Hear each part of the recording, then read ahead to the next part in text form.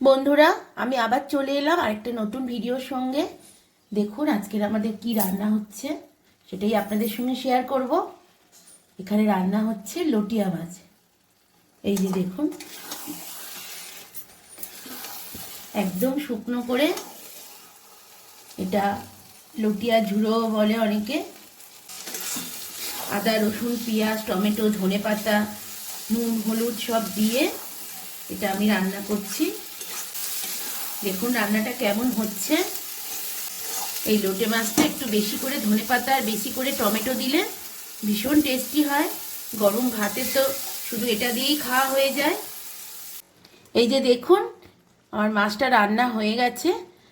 আমাদের বাড়ির সবাই খুব পছন্দ করে এই মাছটা, তাই মাঝে মাঝেই এটা রান্না করি। কেমন হয়েছে বন্ধুরা আমাকে কমেন্ট করে অবশ্যই জানাবেন। আর কাদের কাদের এই মাছটা পছন্দ সেটাও আমাকে জানাবেন। তাহলে ভিডিওটা এই পর্যন্ত, আবার দেখা হবে পরের অন্য কোনো ভিডিওতে। ধন্যবাদ।